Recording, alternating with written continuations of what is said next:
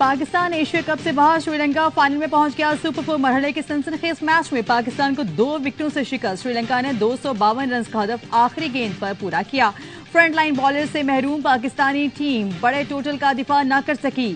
151 run के साथ top scorer रहे। श्रीलंका ने नाकाबिल शिकस्त 49 रन की इनिंग्स खेलकर टीम को फतह दिला दी। पाकिस्तान की तरफ से इफ्तिखार अहमद ने 3, शाहीन अफरीदी ने 2 विकेटें हासिल की।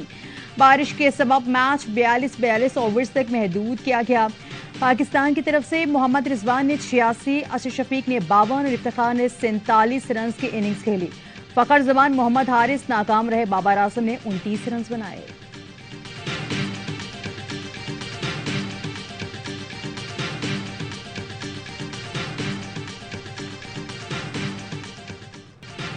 मिडिल ओवर्स में हमारी खराब बॉलिंग की वजह से हारे। कप्तान बाबर आजम कहते हैं श्रीलंका ने हमसे अच्छी विकेट खेली और वो जीत गए। हमारी बॉलिंग और फील्डिंग अच्छी नहीं थी। इनिंग्स के दरमियान में श्रीलंका ने ज्यादा रन्स बनाए जो हमारी शिकस्त की वजह बने।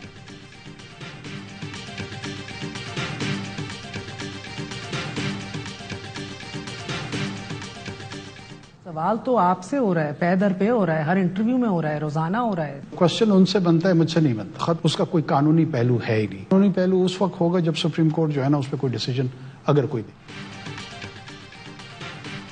इंतखाबात कब होंगे इसका जवाब हमारे पास नहीं। इंतखाबात कराना इलेक्शन कमीशन की जिम्मेदारी है, हमारी नहीं। इलेक्शन से मुतालिक सुप्रीम कोर्ट जो भी फैसला करेगी इस पर अमल करेंगे। निगरान वज़ीर आज़म ने साफ साफ बता दिया। ARY न्यूज को इंटरव्यू में अनवारुल हक काकड़ ने कहा, सदर मुमलिकत डॉक्टर आरिफ अलवी के खत लिखने को संजीदा समझ रहा हूं, लेकिन इसका कानूनी पहलू नहीं। निगरान हुकूमत में हमारा 1 मिनट भी गैर कानूनी नहीं होगा। हम 1 दिन रहें या 1 माह कानून के मुताबिक रहेंगे। खैबर पख्तूनख्वा और पंजाब की निगरान हुकूमतें कानूनी है। कोशिश है निगरान हुकूमत पर जानिबदारी का इल्जाम न लगे। फवाद हसन फवाद ने मुख्तलिफ सियासी जमातों के साथ बेहतरीन काम किया है। जब तक सुप्रीम कोर्ट का कोई फैसला नहीं आता काम जारी रखेंगे।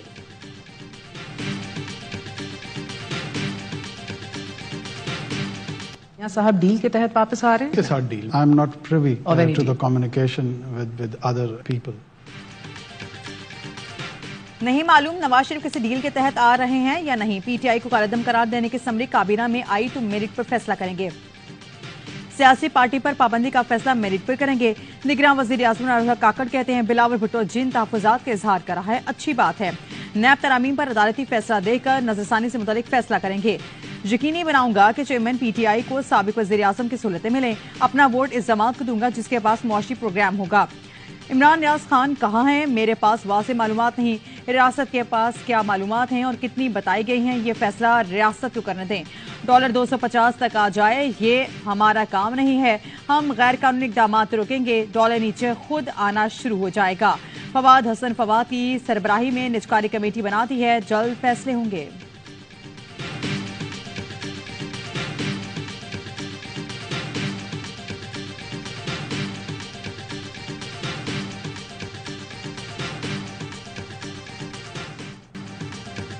तारीख कोई भी दे हमें इलेक्शन चाहिए, पीपल्स पार्टी का मुतालिबा। लाहौर में बिलावल भुट्टो की ज़ेर-ए-सदारत पीपल्स पार्टी का CEC इजलास। मीडिया से गुफ्तगू में शाज़िया मरी ने कहा पीपल्स पार्टी को लेवल प्लेइंग फील्ड नहीं दी जा रही।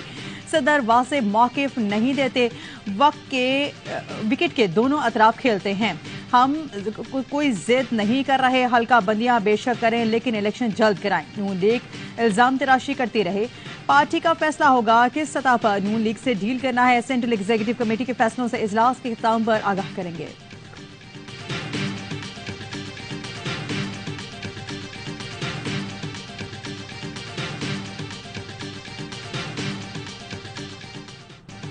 पीपल्स पार्टी शोखियां मारती है, तरक्की उनका काम ही नहीं। लीगी रहनुमा हनीफ अब्बासी का तबसरा। हनीफ अब्बासी ने कहा इस्ताक डार ने पाकिस्तान को दिवालिया होने से बचाया। अब इस जहाज को टेक ऑफ करना है जिसके लिए पायलट नवाज शरीफ वतन वापस आ रहे हैं। मरीम नवाज ने नून लीग के मुशावरती इजलास से खिताब में कहा पाकिस्तान का बेटा एक बार फिर कौम और वतन को मुश्किलात से निकालने आ रहा है। अवाम चालबाजों, फौजियों, झूठों तो चोरों के प्रोपेगेंडे से होशियार रहें।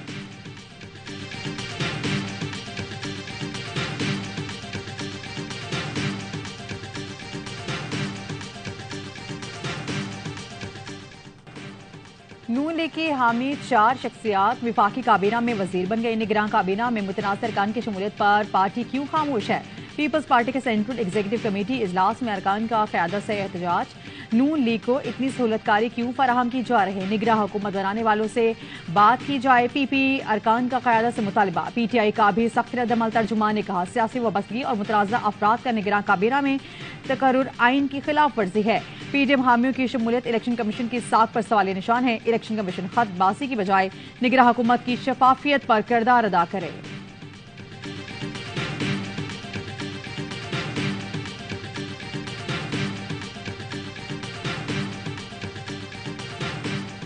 आज साइफर केस के अंदर खान साहब की जमानत खारिज कर दी गई, शाह साहब की जमानत खारिज कर दी गई। इसको हम कल इस्लामाबाद हाई कोर्ट के अंदर चैलेंज करेंगे। साइफर केस में चेयरमैन पीटीआई की दरख्वास्त जमानत मुस्तरद। शाहूद कुरैशी की दरख्वास्त भी मुस्तरद कर दी गई। ऑफिशियल सीक्रेट एक्ट के तहत कायम खुसूसी अदालत ने महफूज फैसला सुना दिया। चेयरमैन पीटीआई के वकील का फैसला आज इस्लामाबाद हाई कोर्ट में चैलेंज करने का ऐलान। इंतजार पंजोता ने कहा आज के फैसले मायूसी हुई है। उम्मीद है इस्लामाबाद हाई कोर्ट इस पर अपना फैसला देगी।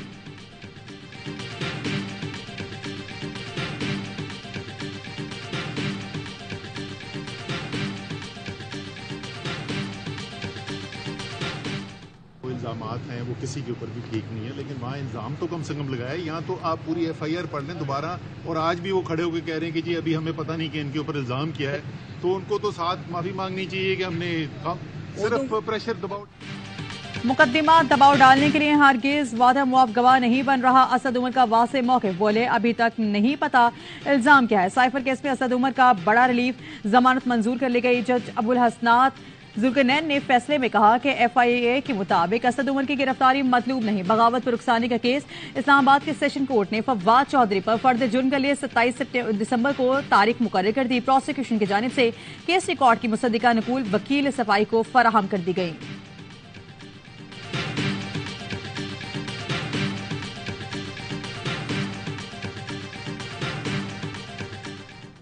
एमकेएम और जेएसयूआईपी के रहनुमाओं की मुलाकात। इलेक्शन में इत्तेहाद। पीपल्स पार्टी के खिलाफ मजबूत हिकमत अमली के साथ चलने पर इत्तफाक। मौलाना राशिद सुमरो की क़यादत में वफ्द एमकेएम के मरकज बहादुराबाद आया। मौलाना फजल रहमान का अहम पैगाम पहुंचाया। फारूक सत्तार कहते हैं सिंध के सियासी वडेरों जागीरदारों ने तमाम हदें पार कर ली हैं। हर बार सिंध कार्ड का इस्तेमाल किया जाता है। कौम परस्ती का लिबादा ओढ़कर सिंध भाइयों का इत्तिसाल किया गया। तय किया है अब सिंध कार्ड नहीं चलने देंगे।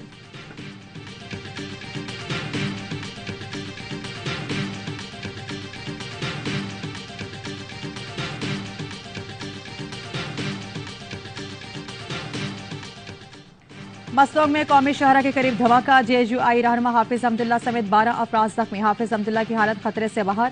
जख्मी शख्स के मुताबिक मोटरसाइकिल हाफिज अब्दुल्ला की गाड़ी से टकराने से धमाका हुआ।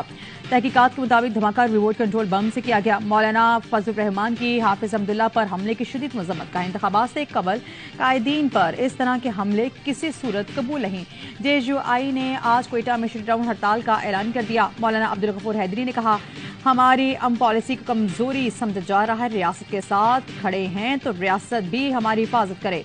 हुकूमत वाक़े की शफाफ तहकीकात करके मुजरिमों को गिरफ्तार करे। निगरान वज़ीर आज़म समेत सियासी रहनुमाओं की जानिब से हमले की मजम्मत।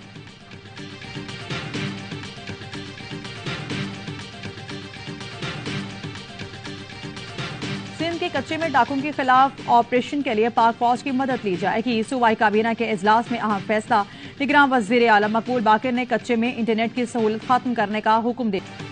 सिंध के कच्चे में डाकुओं के खिलाफ ऑपरेशन के लिए पाक फौज की मदद ली जाएगी। सूबाई काबीना के इजलास में अहम फैसले। निगरान वज़ीर आलम मकबूल बाकर ने कच्चे में इंटरनेट की सहूलत खत्म करने का हुक्म दे दिया। आईजी सिंध को स्ट्रीट क्राइम के खिलाफ भी फैसला कौन ऑपरेशन की हिदायत। कहा कोई शख्स मोबाइल फोन लेकर निकल नहीं सकता। ये सूरत हाल किसी सूरत काबिल कबूल नहीं। तर्जुमान सूबाई हुकूमत का कहना है कि निगरान हुकूमत के इख्तियारात आर्टिकल 244 में दर्ज हैं। निगरान हुकूमत रोजमर्रा की हुकूमतों काम सर अंजाम देती रहेंगी।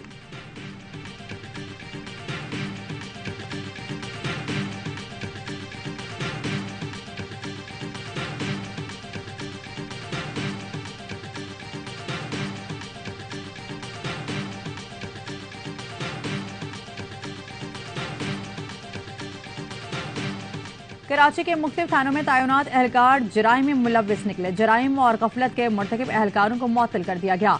शॉर्ट टर्म किडनैपिंग में मुलव्विस समान टाउन थाने के हेड मुहर्रर दीन मोहम्मद को लॉकअप कर दिया गया। हेड कांस्टेबल कामरान को कब्जा माफिया की सरपरस्ती पर मुअत्तल कर दिया गया। कोरंगी में तैनात एएसआई शफीक अब्बासी भी कब्जा माफिया की सरपरस्ती में मुलविस निकला। शाह फैसल थाने में तैनात ड्यूटी ऑफिसर इब्रार गफलत लापरवाही पर मुअत्तल।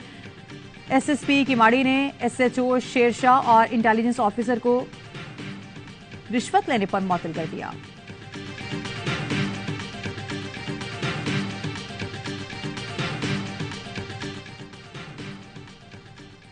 निगरान वजीर आला केपी की ज़ेर सदारत एपेक्स कमेटी का इजलास। दहशतगर्दी में मुआविन सरगर्मियों की रोकथाम के लिए सख्त इकदाम का फैसला।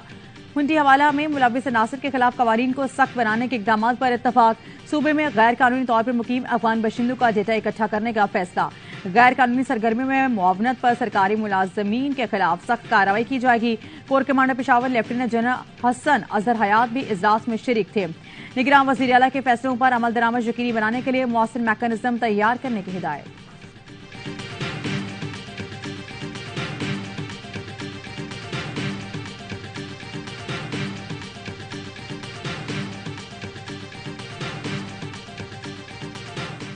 अफगान सरजमीन पाकिस्तान के खिलाफ इस्तेमाल नहीं होगी। अफगान अबूरी हुकूमत के वज़ीर खारजा मौलवी अमीर खान मुत्तकी ने यकीन दहानी करवा दी। अफगान वज़ीर खारजा ने पाकिस्तान के नाज़िल अमूर से मुलाकात में यकीन दहानी करवाई।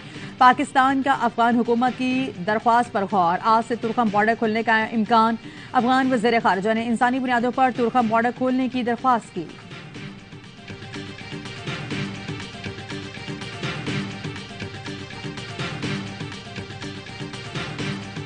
पाकिस्तान में बराह रास्त बैरूनी सरमायाकारी में इजाफा। स्टेट बैंक का कहना है कि अगस्त में 14.6 करोड़ डॉलर की बराह रास्त बैरूनी सरमायाकारी हुई। जुलाई में 8.8 करोड़ डॉलर की सरमायाकारी हुई थी। जुलाई अगस्त में सबसे ज्यादा 10 करोड़ डॉलर की सरमायाकारी पावर सेक्टर में हुई। 5 करोड़ डॉलर से जायद चीनी कंपनी ने इन्वेस्टमेंट किए। डॉलर की मुसलसल गिरावट, रुपए की कदर में बेहतरी। ओपन मार्केट में डॉलर 3 रुपए सस्ता, 298 रुपए में फरोख्त।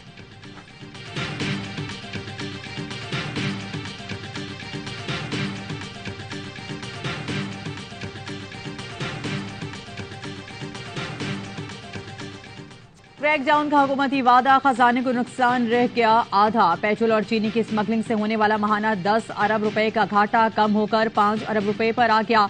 बलूचिस्तान में स्मगलिंग के रास्तों पर क्रैकडाउन काम दिखाने लगा। ईरानी डीजल और पेट्रोल की स्मगलिंग पर 50% काबू पा लिया गया।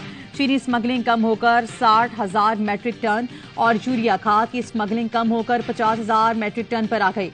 हुकाम के मुताबिक 5 से 4 स्मगलर्स लूट बंद करने में कामयाब हो चुके थे। आखिरी रास्ते में जल्द बंद कर दिया जाएगा। पेशावर में एक हफ्ते के दौरान 8,000 टन से ज्यादा चीनी बरामद की गई। जखीरा करने वाले मुल्जिमान को 95,000 रुपए जुर्माने। महंगी चीनी फरोख्त करने वाले 21 डीलर्स को गिरफ्तार किया गया।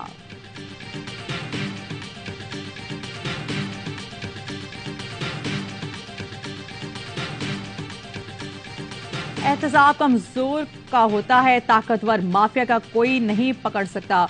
बिजली चोरों के खिलाफ एक्शन लिया जा रहा है। सिर्फ वज़ीर आज़म हाउस पर 6 करोड़ से ज्यादा के बाकियात हैं। अमीर जमात इस्लामी सिराजुल हक का बटखला में तकरीब से खिताब। बोले, गुर्बत, बेरोजगारी, महंगाई और कर्जे साबका हुकूमतों की पॉलिसीज का नतीजा है। कर्जे हुक्मरानों की अयाशियों पर सिर्फ होते हैं, बोझ आवाम बर्दाश्त करते हैं। लीबिया में तूफान की तबाहकारियां, 6,000 से ज्यादा अमवात। शहर दरना में लाशों के अंबार लग गए। तिब्बी अमला इतनी बड़ी तादाद में लाशें देखकर रो पड़ा। मुतासरीन के लिए तुर्किया, जर्मनी और दीगर ममालिक ने इमदाद पहुंचा दी। मुत्तहिदा अरब अमारात की जानिब से बुर्ज खलीफा पर लीबिया के मुतासरीन के साथ इजहार यकजहती।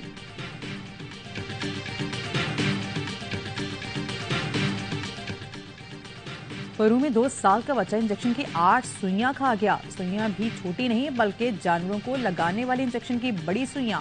डॉक्टर्स ने 1 घंटे की मेहनत के बाद सुइयां निकालकर बच्चे की जान बचा ली। पेट में दर्द की वजह से बच्चे को हॉस्पिटल लाया गया, जहां एक्सरे में पता चला कि उसके पेट में सुइयां हैं। माँ बाप का कहना है कि बच्चा जानवरों के बाड़े में खेलता था, जहां से ये सुइयां उसके हाथ लग गईं।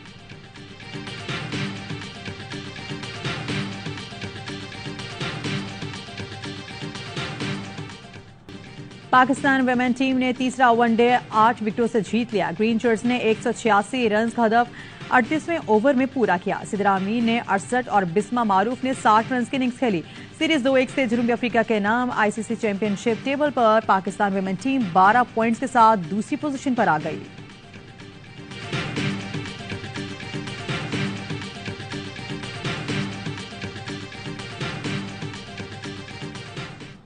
और तारीख में पहली बार पाकिस्तान में भी मिस यूनिवर्स की दौड़ में शामिल। सबसे बड़े मुकाबले हुस्न में पाकिस्तान की नुमाइंदगी एरिका रॉबिन करेंगी। हिरा इनाम, जेसिका विल्सन, मलिका और सरबीना वसीम भी मुकाबले में शामिल थी।